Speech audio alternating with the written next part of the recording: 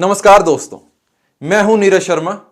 देवभूमि हिमाचल प्रदेश के हिंदुओं की ताकत और एकता ने पूरे देश को हिलाकर रख दिया है।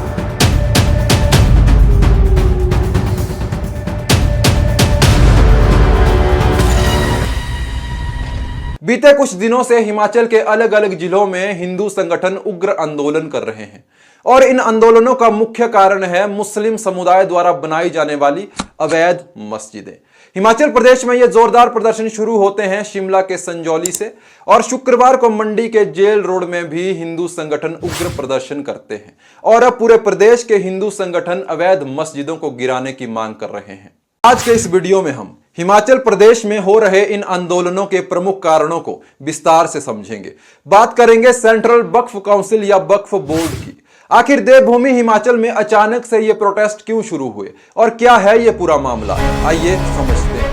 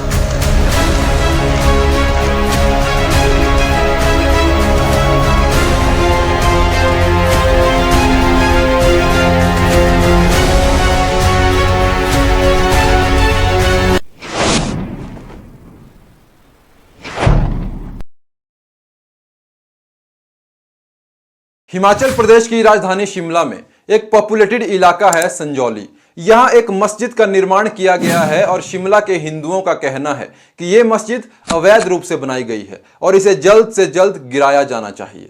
बीते कुछ दिनों से शिमला में प्रोटेस्ट चल रहे हैं।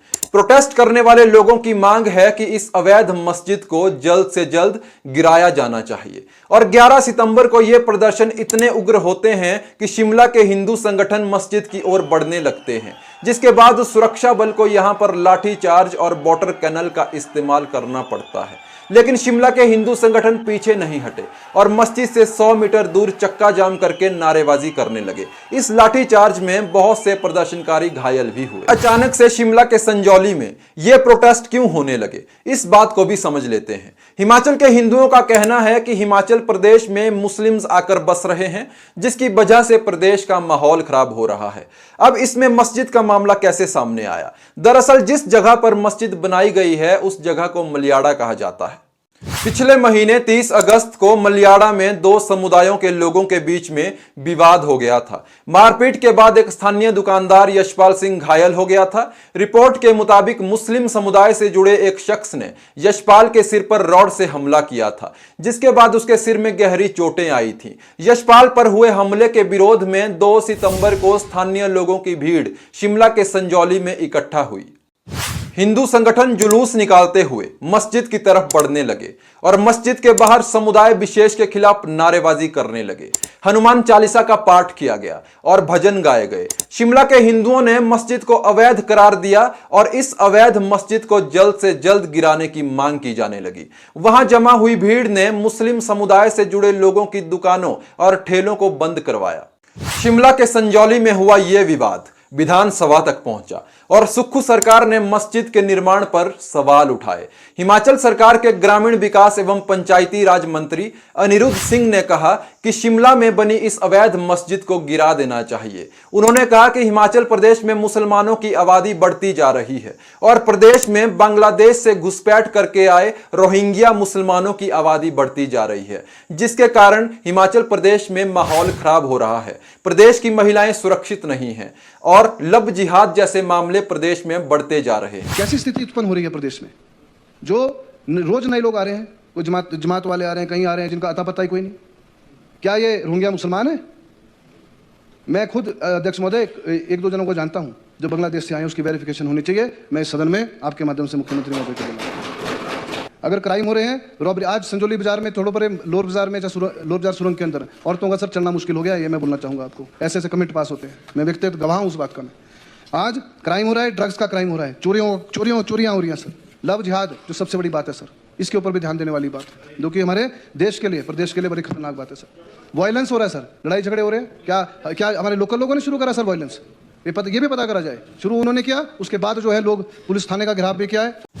हिमाचल के हिंदू संगठनों का कहना है कि हिमाचल प्रदेश को समुदाय विशेष द्वारा बांग्लादेश बनाने की कोशिश की जा रही है और हिमाचल के सभी जिलों में अवैध मस्जिदें या तो बनाई गई हैं या बनाई जा रही हैं। हिमाचल प्रदेश सरकार के पीडब्ल्यूडी मिनिस्टर विक्रम आदित्य सिंह का कहना है कि कानून के हिसाब से जो उचित कार्यवाही होगी वो इस मामले में की जाएगी।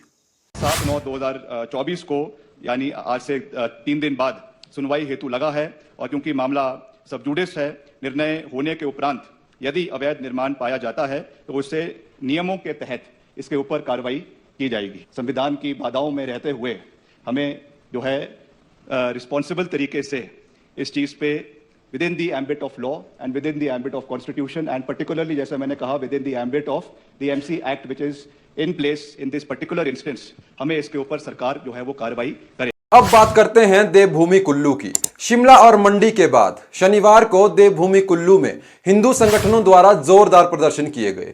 जिला कुल्लू के हिंदू समाज द्वारा 5 सूत्रीय मांग पत्र जिला प्रशासन को सौंपा गया है और कुल्लू के हिंदुओं ने प्रशासन से अपील की है कि अगर 30 सितंबर तक सभी मांगों को पूरा नहीं किया जाता है तो हिंदू समाज एकजुट होकर विशाल धरना प्रदर्शन करेगा, जिसकी जिम्मेदारी सरकार और प्रशासन की होगी। शनिवार की सुबह हिंदू समाज के लोग कुल्लू के रामशिला में हनुमान मंदिर में इकट्ठा हुए। रैली अखाड़ा बाजार से होते हुए कुल्लू के ढालपुर तक निकाली गई। कुल्लू के हिंदुओं ने हनुमान चालीसा का पाठ किया और कुल्लू की सड़कों पर जय श्री राम के जोरदार नारे लगाए गए।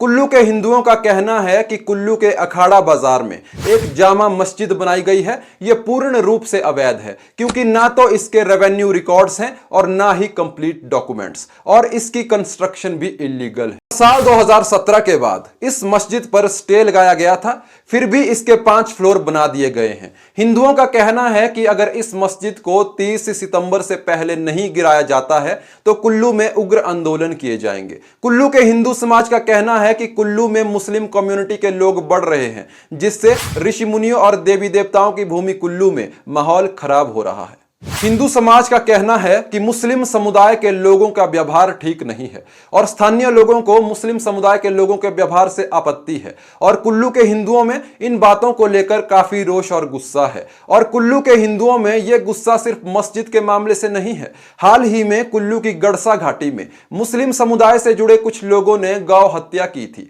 और गाय को मारकर खा लिया गया था। पुलिस ने इन अपराधियों को अरेस्ट भी कर लिया था। देवी देवताओं के इस पवित्र भूमि में इस तरह के जघन्य अपराध सहन नहीं किए जाएंगे। देखिए कुल्लू के एक स्थानीय हिंदू प्रदर्शनकारी इस पूरे मामले को लेकर क्या कह रहे हैं। 13 साल पहले ढालपुर में एक स्थानीय दुकानदार को इन मुसलमानों ने मार दिया था, बाप बेटे को, जिसमें 13 साल के बाद मुझे सामने आए हैं गवाही के। मैं उसमें चश्मदीद गवाह हूँ। आज मेरे को गला काटने की धमकियां दी जा रही है उन लोगों की तरफ से। ये है यहाँ कानून, तो थोड़ा जागना पड़ेगा, नहीं तो हमारे गले काट देंगे ये लोग। हिंदुओं को जागना पड़ेगा और इकट्ठा होना पड़ेगा। और इनको ये लोग 40-40, 50-50 लाख रुपए पगड़ियां दे रहे हैं। पूरी बिल्डिंग है इन्होंने खरीद ली है। इतना पैसा कहाँ से आ रहा है? सरकार क्यों नहीं छानबीन कर रही है? ये आतंकवाद का पैसा तो नहीं है। इनके पास जेके नंबर की गाड़ियां हैं, इनकी गाड़ियों में फ्लैग रोड लगी हुई है, कभी गाड़ियों में लाल बत्ती लगाते हैं, कोई छानबीन नहीं है। क्यों? ये लोग बोलते हैं हम पैसे देते हैं। किसको पैसे देते हैं? ये प्रशासन छानबीन करे। मैं इतना ही कहना चाहूंगा। बाकी किसी को ज्यादा भाईचारा पता करना होगा तो ढालपुर में आके मिले, हम लाइव दिखाएंगे उनको। खत्म करो, खत्म करो, अवैध मस्जिद गिरानी हो, होगी, गिरानी होगी, गिरानी होगी, अवैध मस्जिद गिरानी होगी, गिरानी होगी, गिरानी होगी। अब बात करते हैं कि यह सारी अवैध मस्जिदें देवभूमि हिमाचल में बनी कैसे। इन अवैध मस्जिदों के विवाद के दो बड़े कारण हैं। पहला है अवैध निर्माण और दूसरा सरकारी जमीन का अतिक्रमण या एनक्रोचमेंट। मुस्लिम पक्ष का दावा है कि इनमें से ज्यादातर मस्जिदें आजादी से पहले की बनी हुई हैं, जिनमें संजौली और कुल्लू की जामा मस्जिदें भी शामिल हैं।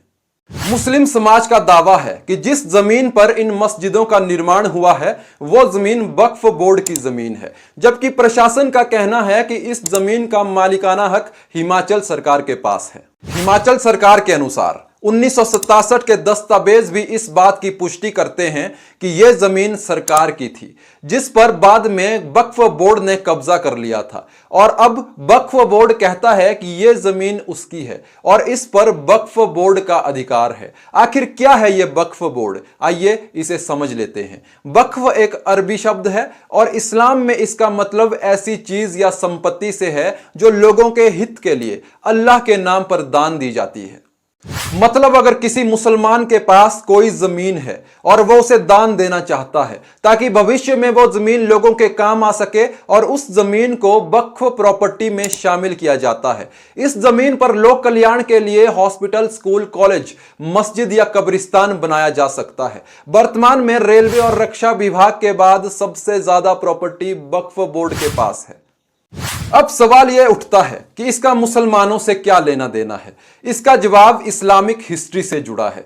पैगंबर मोहम्मद जो इस्लाम के संस्थापक थे, उनके जमाने में दान का कंसेप्ट मिलता है। इस्लामिक हिस्ट्री के अनुसार हजरत उमर जो इस्लाम के दूसरे खलीफा कहलाए, जब वो खैबर के युद्ध में थे जो इस्लाम की स्थापना के शुरुआती दौर में हुआ था, इस युद्ध के बाद हजरत उमर को जमीन का एक टुकड़ा मिलता है और हजरत उमर ने पैगंबर मोहम्मद से पूछा कि इस जमीन का क्या करना चाहिए। तो पैगंबर मोहम्मद ने कहा कि इसे इसी तरह रखिए और इससे होने वाले फायदे दान में दें, जिससे लोगों को फायदा पहुंचे। लेकिन इसके साथ कुछ शर्तें भी रखी गई, जैसे इसे बेचा नहीं जा सकता, किसी को विरासत में नहीं दिया जा सकता। मतलब अगर किसी ने कोई संपत्ति चैरिटी में दे दी है तो उसे वापस नहीं लिया जा सकता। तो क्या वक्फ के नियम और कानून भारत में भी लागू हैं? जवाब है हाँ। नेहरू सरकार के समय भारतीय संसद में पहली बार 1954 में वक्फ एक्ट को पारित किया गया था, लेकिन 1995 में इसे निरस्त कर दिया गया और एक नया वक्फ एक्ट बनाया गया था, जिसका पर्पस था कि वक्फ प्रॉपर्टी को संभालने वाले वक्फ बोर्ड को ज्यादा से ज्यादा पावर्स दिए जाएं। आखिर यह वक्फ बोर्ड काम क्या करता है? भारत सरकार ने वक्फ प्रॉपर्टी के रख रखाव के लिए वक्फ बोर्ड या सेंट्रल वक्फ काउंसिल बनाया। आसान भाषा में बात करें तो वक्फ बोर्ड का काम है वक्फ प्रॉपर्टी का रिकॉर्ड रखना और वक्फ प्रॉपर्टी से होने वाली आमदनी का हिसाब रखना। आखिर वक्फ बोर्ड को लेकर इतने विवाद क्यों होते रहे हैं, इस बात को भी समझ लेते हैं। विवाद का बड़ा कारण है वक्फ बोर्ड को तत्कालीन यूपीए सरकार द्वारा दी गई असीमित शक्तियां। वक्फ बोर्ड को यह अधिकार दिया गया है कि वो किसी भी संपत्ति के बारे में यह जांच कर सकता है कि वो संपत्ति वक्फ की है या नहीं। अगर बोर्ड किसी संपत्ति को अपना कहने का दावा करता है तो उसके उलट उसे सिद्ध करना काफी मुश्किल हो सकता है। वक्फ बोर्ड का सेक्शन 85 कहता है कि इसके निर्णय को हाई कोर्ट और सुप्रीम कोर्ट में भी चुनौती नहीं दी जा सकती। आखिर हमारे देश में वक्फ बोर्ड के पास कितनी संपत्तियां हैं? वक्फ मैनेजमेंट सिस्टम के अनुसार भारत में करीब 8,55,000 से अधिक संपत्तियां ऐसी हैं जो वक्फ बोर्ड की हैं। सेना और रेलवे के बाद वक्फ बोर्ड भारत का तीसरा सबसे बड़ा लैंड ओनर है। हर वर्ष हजारों मुसलमानों द्वारा इस बोर्ड को संपत्तियां दी जाती हैं, जिसके कारण बोर्ड की संपत्तियों में बढ़ोतरी होती जाती है। लेकिन अब केंद्र ने वक्फ बोर्ड के असीमित अधिकारों को सीमित करने के लिए वक्फ अमेंडमेंट बिल को पार्लियामेंट की जॉइंट पार्लियामेंट कमेटी में भेज दिया है। वक्फ अमेंडमेंट बिल 2024 में एनडीए सरकार क्या बदलाव करने जा रही है, आइए अब इस पर बात कर लेते हैं। वक्फ एक्ट के नाम में बदलाव कर दिया जाएगा। अब तक इसका नाम वक्फ अधिनियम 1995 था और अब इसे United Waqf act management empowerment, efficiency and development या उम्मीद कहा जाएगा। नए बिल के हिसाब से अब बोर्ड में गैर मुसलमानों और महिलाओं को शामिल करना अनिवार्य कर दिया जाएगा, लेकिन पहले ऐसी कोई बाध्यता नहीं थी। पहले किसी भी संपत्ति को वक्फ घोषित करने का अधिकार कानून के सेक्शन 40 के जरिए वक्फ बोर्ड के पास होता था, लेकिन अब इस बिल में सेक्शन 40 को हटाया जा रहा है और अब जिले के कलेक्टर को वक्फ संपत्तियों के सर्वे का अधिकार दिया जा रहा है। अब तक वक्फ बोर्ड के किसी फैसले के खिलाफ वक्फ के ट्रिब्यूनल में ही अपील की जा सकती थी और उसका फैसला अंतिम होता था, लेकिन अब ट्रिब्यूनल के डिसीजन के खिलाफ 90 दिनों के अंदर हाई कोर्ट में अपील करने का समय निर्धारित किया जाएगा। अब मुस्लिम समुदाय को यह डर सता रहा है कि अगर यह बिल देश की संसद में पास हो गया तो केंद्र सरकार मुसलमानों से उनकी मस्जिदों को छीन लेगी, उनके मदरसे, दरगाह और कब्रिस्तानों की सारी जमीनों को छीन लिया जाएगा और वक्फ बोर्ड की सारी प्रॉपर्टी पर भारत सरकार का कब्जा हो जाएगा। अरे बीजेपी, आरएसएस, शिंदे वालों, ये जायदाद गवर्नमेंट की नहीं है, हमारे पुरखों की है, हमारे आबोजदाद की है, ये प्राइवेट प्रॉपर्टी है। तुम कैसा इसमें मुदाखलत कर सकते हो? मकसद एक ही है कि मुसलमानों से वक्फ को छीन लिया जाए। ये वक्फ की जायदाद एक इबादत है, एक इबादत है। वो हमको हमारी इबादत से महरूम कर दे रहे आप। बाज ऐसे रंग बिरंगी कपड़े पहनकर मोदी के पैर छूने वालों, तुम्हारे बाप दादा की खबरों को जब छीन लिया जाएगा तुमको अंदाजा होगा। याद रखो, बड़े बड़े आस्थानों से वाबस्ता होने की बुनियाद पर तुम बड़े नहीं होते। अल्लाह का खौफ और उसके हबीब से मोहब्बत तुमको बड़ा बनाती है। मजा कर बोले नहीं, ऐसा नहीं है। अरे तुम्हारे बाप का है ये वक्फ, तुम्हारे बाप का वक्फ है ये अल्लाह के नाम पर किया गया वक्फ है, इसका मालिक अल्लाह है। याद रखो मुसलमानों, हमने एक मस्जिद को खो दिया, तुम और कितनी मस्जिदों को खोने के लिए तैयार? एक मस्जिद को हमने खो दिया। याद रखो, अगर ये खुदा ना खास्ता कानून बनेगा तो सिर्फ काशी मथुरा नहीं, कोई मस्जिद नहीं बचेगी। असादुद्दीन ओवैसी जैसे भड़काऊ नेता चाहते हैं कि वक्फ अमेंडमेंट बिल 2024 भारतीय संसद में पारित ही ना हो। अगर यह पारित हो गया तो भारत सरकार इलीगल वक्फ प्रॉपर्टी और इलीगल मस्जिदों पर कब्जा कर लेगी। लेकिन भारत के हिंदू संगठन चाहते हैं कि यह बिल जल्द से जल्द भारतीय संसद में पारित हो जाए और मुस्लिम समुदाय का अवैध संपत्तियों और अवैध मस्जिदों पर से अधिकार समाप्त हो जाए। देवभूमि हिमाचल में मुसलमानों की बढ़ती आबादी पर एक नजर डाल लेते हैं। हिमाचल प्रदेश में पिछले कुछ वर्षों से मुसलमानों की आबादी में लगातार वृद्धि हुई है और हिंदुओं की आबादी लगातार कम हुई है। वर्ष 1951 में हिमाचल प्रदेश में हिंदुओं की आबादी थी 98.14%, जो 2011 में घटकर 95.02 रह गई थी। वहीं दूसरी तरफ हिमाचल में वर्ष 1951 में मुस्लिम आबादी थी 1.38%, जो 2011 में बढ़कर 2.2% हो गई थी। ये आंकड़े 2011 की जनगणना के अनुसार हैं। 2001 से 2011 के बीच हिमाचल प्रदेश में 12 में से 11 जिलों में मुस्लिम आबादी बढ़ गई थी, जबकि 9 जिलों में हिंदुओं की आबादी कम हुई थी। 2011 से अब तक हमारे देश में जनगणना नहीं हुई है। जाहिर सी बात है कि जब जनगणना होगी तो हिमाचल प्रदेश में मुस्लिम आबादी में और अधिक बढ़ोतरी देखी जाएगी और हिमाचल प्रदेश की डेमोग्राफी में भारी बदलाव आएगा। हिमाचल प्रदेश के हिंदुओं का कहना है कि प्रदेश में मुस्लिम जनसंख्या तेजी से बढ़ रही है। इसका अंदाजा हिमाचल प्रदेश में बनी नई मस्जिदों से लगाया जा सकता है। हिंदू जागरण मंच के अनुसार कोविड-19 से पहले हिमाचल प्रदेश में 393 मस्जिदें थी और जैसे ही कोविड पैंडेमिक समाप्त होता है, हिमाचल प्रदेश में मस्जिदों की संख्या बढ़कर हो जाती है 520। यानी जब पूरा भारत देश कोरोना पैंडेमिक से जूझ रहा था, जब पूरा देश बंद पड़ा था, उस दौरान हिमाचल में मुस्लिम समुदाय के द्वारा 127 नई मस्जिदों का निर्माण किया जाता है। और यह सारी बातें इस बात का प्रमाण है कि मुसलमानों की जनसंख्या देवभूमि हिमाचल में बढ़ती जा रही है। हिमाचल के हिंदू संगठनों का कहना है कि अगर मुस्लिम आबादी प्रदेश में इसी तरह से बढ़ती रही तो आने वाले समय में हिंदुओं के लिए समस्याएं बढ़ जाएंगी। इस भूमि की पवित्रता को बनाए रखने के लिए हम सबका सतर्क होना, सावधान होना आवश्यक है, क्योंकि इस समय विश्व में जो इस्लामीकरण की राजनीति चल रही है और उन विधर्मियों का जो एक प्रपोजल चला हुआ है कि सारे दुनिया को इस्लामीकरण किया जाए, उनकी शिक्षा से लेकर के उनके परिवार की स्थिति इतनी भयंकर रूप से बढ़ रही है, ये सारे संसार के लिए खतरा पैदा हो रहा है। देवभूमि हिमाचल के लिए नहीं, पूरे दुनिया के लिए ये खतरा बनते चले जा रहे हैं।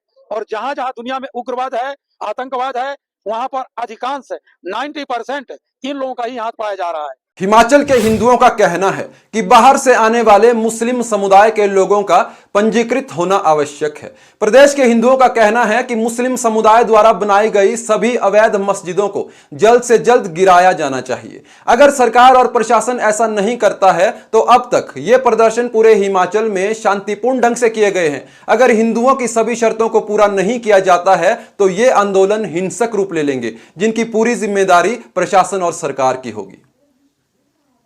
आज के लिए बस इतना ही, मिलते हैं नेक्स्ट वीडियो में। जय हिंद, जय हिमाचल।